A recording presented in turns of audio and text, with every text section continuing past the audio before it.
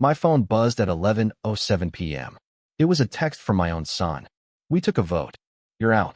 I'm taking over. We're moving on without you." That was it. No warning. No meeting. Just a cold, backstabbing declaration sent like a casual memo. I stared at the screen for a long minute, then replied with one word. "Okay." Then I hung up. And by morning, I had locked every account, shut down every investment, and frozen the company from the inside out. By 8 a.m., I had 49 missed calls, all from the same people who thought they could steal what I spent 30 years building. But what they didn't know was I saw this coming. Let me ask you, what will you do when you see betrayal coming your way from afar? Let me know in the comment section. Please subscribe for more stories like this. They say the real danger doesn't come from your enemies. It comes from the ones who eat at your table. And in my case, that danger looked a lot like my son. I built my company from nothing. No loans, no favors, just long nights, cheap coffee, and a stubborn refusal to fail. 32 years of grinding. Missed birthdays, skipped vacations, heart palpitations in the ER with a laptop on my chest. I gave it everything. And I gave my son, Jordan, every advantage I never had. Top schools, internships, mentoring sessions with my best people, a corner office before he even earned it. I told myself it was legacy. I told myself he'd grow into the role. But lately, I'd started to wonder if what I gave him wasn't a leg up, but a loaded gun. He was 28 now. Polished. Confident. Too confident. He'd walk into meetings late. No apology, no urgency, just a nod to the room like he owned it. And the worst part? People let him. The senior staff started orbiting around him, laughing at his half-thought ideas, deferring to him in meetings even when I was sitting right there. It was subtle at first, but I noticed. I notice everything. At first, I chalked it up to growing pains. I wanted him to learn leadership by trial, even if it meant letting him stumble. But this wasn't stumbling. It was scheming. I could feel it in the way he'd stop talking when I walked into the hallway. The way key reports would suddenly skip my desk. The way the CFO, Terrence, an old shark who never liked that I kept full control, started praising Jordan in ways that felt more like positioning than mentoring. One afternoon, I stood outside the glass conference room. They didn't see me. Jordan was at the head of the table, animated, smiling, commanding. Terrence was beside him. The head of marketing, Sheila, leaned forward with that fake laugh she saved for power. I couldn't hear what was being said, but I didn't need to. I knew that posture, that alliance. I'd built my entire life on reading people, and what I read in that moment was ambition, not the kind that builds, but the kind that takes. That night, I sat in my home office with the lights off, staring out over the city I had conquered one grueling year at a time. My phone buzzed. Jordan, again, sending a message about a vision alignment session he wanted to lead without me. I didn't respond. I just stared at that message like it was a declaration of war, because in a way it was. At dinner the next weekend, I tried to bring it up, casually, almost like a joke. "You're building quite the following over there," I said, pouring wine. "You planning a coup I should know about?" He smirked, but didn't look up from his plate. "You always told me to lead from the front, Dad. Just trying to keep up with your legacy." That wasn't an answer. That was deflection. My wife, Denise, shot me a look like I was starting trouble. Maybe I was. Or maybe I was just refusing to be blind. I chewed slowly, watching him. He didn't even blink. What bothered me most wasn't that he wanted the company. Of course he did. I raised him in boardrooms and server rooms, taught him how to read a contract before he could drive. What cut deep was that he didn't want to earn it. He wanted to take it. And worse, he thought he could. That night, I lay awake next to Denise, who was deep in sleep, unaware of the war brewing under her roof. I knew what I had to do. I couldn't stop him from trying. But I could damn well control what happened when he did. Because the thing about empires, they don't fall when outsiders attack. They fall when the air gets impatient. It happened on a Tuesday. Of course it did. Tuesdays are quiet, unassuming, just like betrayal. I was at my desk later than usual, reviewing quarterly numbers. Something wasn't sitting right. Revenue looked healthy, but burn rates were creeping. Someone was authorizing spending I hadn't approved. Software licenses, high-end travel, consultant fees with no ROI. It wasn't sloppy, it was strategic. A quiet bleed. Like they were fattening up departments they thought they'd control soon. My gut twisted. I'd seen these games before, just never expected to see them played against me. At 11:07 p.m., my phone buzzed. I didn't recognize the number, but I recognized the tone the moment I read the message. We took a vote. You're out. I'm taking over. We're moving on without you. Just like that.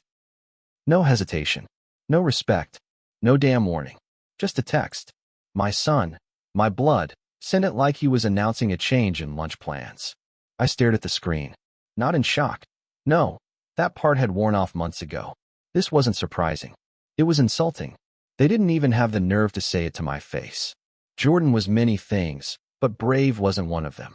He was ambitious, yes. Smart in a curated, polished way. But bold? No. He still mistook proximity to power for possession of it. I replied with one word. Okay. Then I called him. He picked up, smug as ever. Knew you'd see it our way eventually. I didn't say a word. Just let the silence stretch long enough for discomfort to settle in. Then hung up. Clean. No drama. He wanted my empire. He could have it. At least, what he thought was left. I sat up in my chair, cracked my knuckles, and opened my terminal. I wasn't just the founder. I was the architect. Every server, every login, every investment account. From the company 401k portfolio to the offshore emergency fund no one on the board even knew existed. I had built it all. And they forgot that. They thought retirement meant I was winding down. No, I was watching. Waiting. Documenting every name, every signature, every decision made behind closed doors. I let them feel safe in their rebellion because I needed to see who would stand beside him. And now I knew. Terrence. Sheila. A few mid-level managers hoping to ride Jordan's coattails into the next executive chair. They thought aligning with the future would erase their past mistakes. Fools. By 2 a.m., I had changed every master password, removed all external access to sensitive banking platforms, locked payroll, froze investment accounts under security review, terminated third-party contracts initiated in the last 60 days. Notified legal of potential unauthorized board activity, just to stir the pot. By the time I shut my laptop, I felt calm. No rage. No heartbreak. Just clarity. I didn't need to scream. I didn't need to argue. They wanted control. Let them choke on it. At 6:03 a.m., the call started. Missed call. Missed call. Missed call. 49 of them by noon. Jordan, Terrence, even Sheila, whose number I hadn't saved, but whose voice I knew from a mile away. Voicemail after voicemail. Dad, I think there's been a misunderstanding. This is bigger than you now. You need to be reasonable. We can fix this if you just... Fix what? You don't get to mutiny and then ask the captain to steer the ship when it starts sinking. I showed up to the office at 9 a.m. sharp. I wasn't expected. Security paused, then nodded, letting me through. My access card still worked. Another detail they overlooked. People stared as I walked past, the real employees. The ones who made this company run, not just sit in boardrooms making noise. Their eyes were wide, unsure. Something was happening, and they could feel it. I stepped into the main conference room. Jordan was already there, trying to lead a crisis meeting. Terrence at his left, Sheila with a laptop open and nothing useful on it. They stopped talking when I entered. I didn't sit. I didn't smile. Morning, I said flatly. Hope you all had a restful night. Jordan stood up slowly.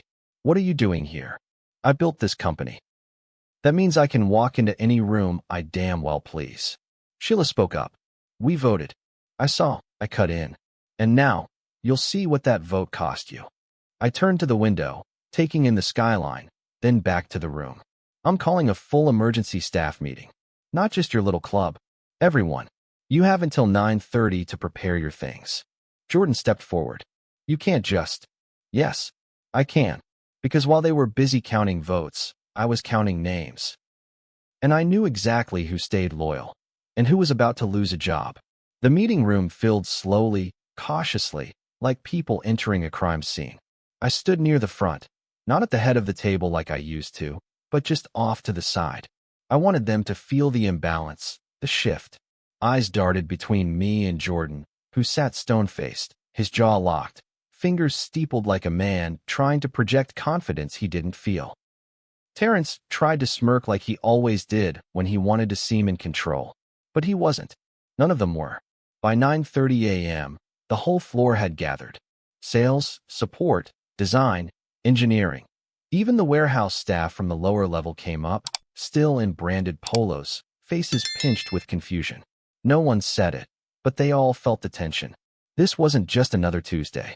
I stepped forward, cleared my throat, and let silence hold for a moment longer than it needed to. "You all know me," I began. "And for those of you who started recently, I'm the reason this company exists." Murmurs passed through the room. Some nodded. Others just waited. "Last night," I continued, "I received a message from my son and a group of executives claiming they had taken a vote to remove me from the company I founded. They believed they had the right to do so, that they had the numbers, that they had the power." I paused. Jordan shifted in his chair, his face hardening. "But here's the thing," I said, looking directly at him. "Leadership isn't inherited. It's earned. And power isn't granted by committee. It's built, one decision at a time, one risk at a time, one night sleeping under your desk while everyone else went home." The room was dead silent. I let them think they had control. I watched. I listened. And when I saw them circle like vultures, I didn't panic. I planned. I turned toward the executives in the front row. "Terrence, Sheila, Michael, Denise from Ops, you're all terminated, effective immediately." A gasp swept the room like wind through trees. "You can collect your things. Security will escort you out." Jordan stood up fast. "You can't just fire. Sit down." The voice that came out of me wasn't loud, but it was final. It was the same voice I used when I closed my first $1 million deal. The one that didn't beg for respect, it demanded it. Jordan stared at me like he didn't recognize who I was. Maybe he didn't. He only knew the version of me who tried to be a father, not the one who built a kingdom from dirt. They left, one by one. Terrence tried to keep his shoulders high, but I saw the twitch in his jaw.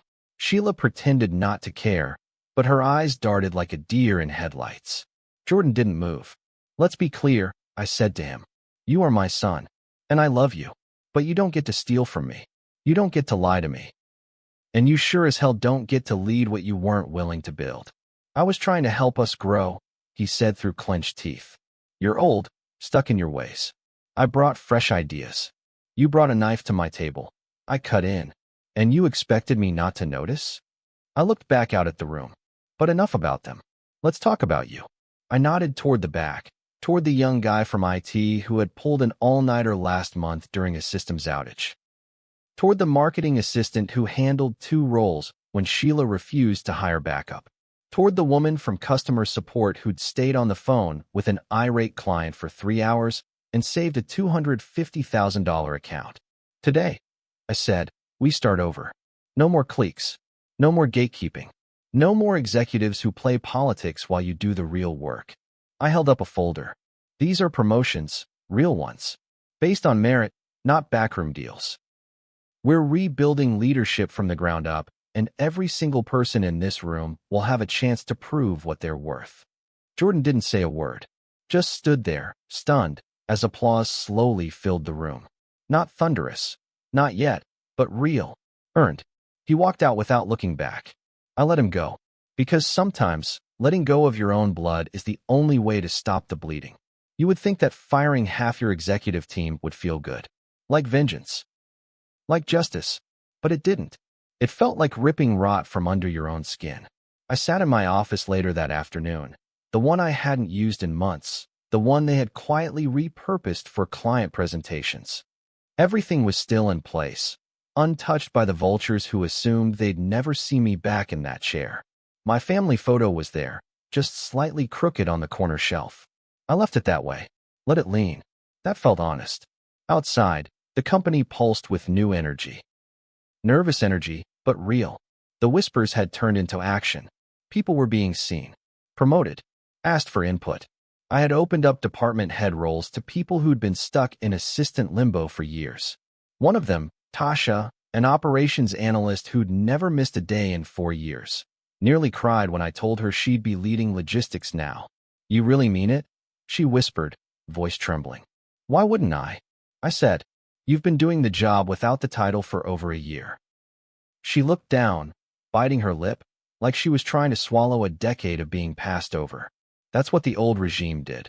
They took the backbone of the company and buried it beneath the loudest voices in the boardroom. No more. Still, not everyone was celebrating.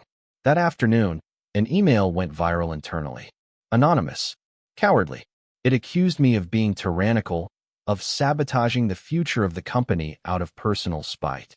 It said I couldn't handle the idea of passing the torch. That I was clinging to relevance like a dying king. I read it twice, then deleted it. I knew who sent it. Or at least, I knew the kind of person who did. The truth was simpler than they wanted to admit. I didn't stop the takeover because I feared change. I stopped it because I feared what they would do with my life's work when no one was left to protect it. If they had succeeded, they wouldn't have built anything. They would have sold it in chunks, laid off the workers, gutted the soul from the walls, turned legacy into profit. I knew it. I saw it in their spreadsheets. And Jordan, God, Jordan, he'd stopped calling. No more messages. Just a cold, echoing silence. The kind that wraps around your heart like ice. I kept hearing his voice in my head, his smugness, the certainty in that text. We're moving on without you. How many times had I stayed late in this very room so I could afford his private school tuition? How many weekends did I miss while he played soccer because I was meeting investors, pitching clients, building safety nets? He didn't steal my company. He broke something sacred between us, and I didn't know if it could ever be fixed. 3 days after the purge, something strange happened. I got a call from Maria, the front desk coordinator.